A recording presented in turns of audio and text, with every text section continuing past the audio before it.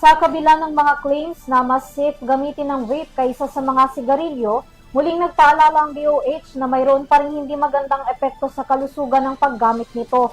Kaya nga patuloy pa rin ang panawagan ng kagawaran para sa total ban ng vape at iba pang e-cigarette products sa bansa. Tunghayan ang kabuuan ng balita sa aking report.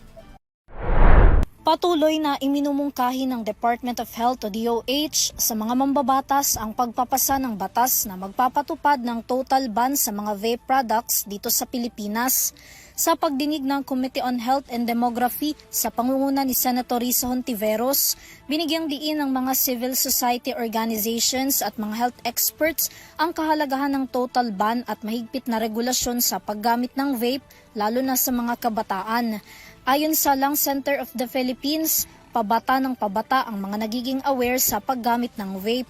Karaniwan raw sa mga ito ay nasa grade 7 hanggang grade 9 na may edad 13 to 15 years old.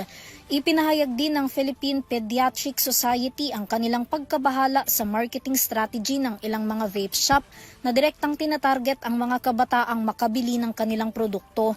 Nariyan daw ang pag-aalok ng barkada discount at iba pang mga estratehiya bukod pa sa iba't ibang mga flavors at itsura ng vape na nakakaengganyo sa mga kabataan. So, who is the target? I don't think it's adults. They are marketed for children. It is becoming affordable. And unfortunately, the platforms even have that on sale or barkada products. We are very disturbed. So the parallelism of these tobacco products with the e-cigarette, with the vapes, is actually very, very disturbing. Ayon sa DOH, ang Pilipinas, Malaysia at Indonesia na lang sa 11 ASEAN countries ang hindi pa nagpapatupad ng total ban sa vape. Kaya naman ang Pilipinas raw ngayon ay nagsisilbing dump site ng mga nasabing produkto na hindi maipasok sa ibang bansa kung saan pinangangambahan ng patuloy na paglaganap ng e-cigarette at vaping associated lung injury o EVALI na lubhang masama sa kalusugan. Sa China, Indonesia, Poland at Malaysia rin daw nag-aangkat ang bansa ng nasabing mga produkto. Ang total ban po ang magpapasimple ng enforcement dahil hindi na kailangan pang ihiwalay ang illegal sa legal dahil kahit anuman po sa heated tobacco products, nic salt at freebase vape, lahat po yan ay lason. Naging dump site po ang Pilipinas ng mga vape na banned na po sa ibang bansa. Banned po ang vape at hindi pinapapasok sa 8 ASEAN countries. Mga kapitbahay po natin, Brunei, Singapore, Thailand, Timor-Leste, Laos PDR, Vietnam, Cambodia at Myanmar. Binigyang diin din ng kagawaran na dahil sa e-cigarette at EVALI, isang 22-year-old na 2 taong gumagamit ng vape ang nasawi noong 2024.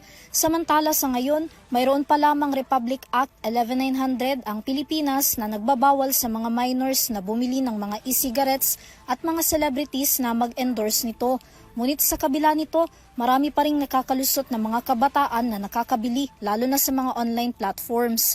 Batay naman sa Department of Trade and Industry o DTI, katuwang ang iba pang ahensya ng pamahalaan, noong 2023, ang market value ng mga nakumpiska nilang illegal vape products ay umabot na sa 5.4 million pesos, 32 million pesos noong 2024, 519 million pesos noong 2025 at 10 million pesos hanggang March ngayong taon. Inamin naman ng DTI na nahihirapan pa rin sila sa enforcement lalo't mabilis raw natutunugan ng mga vape shop ang simultaneous operation na ginagawa ng ahensya. Inirekomenda naman ng Kagawaran ng Kalusugan na maibalik ang pagpapatupad ng mga pulisiya at regulasyon tungkol sa vape products sa ilalim ng Food and Drug Administration o FDA at DOH na kasalukuyan ngayong hawak ng DTI.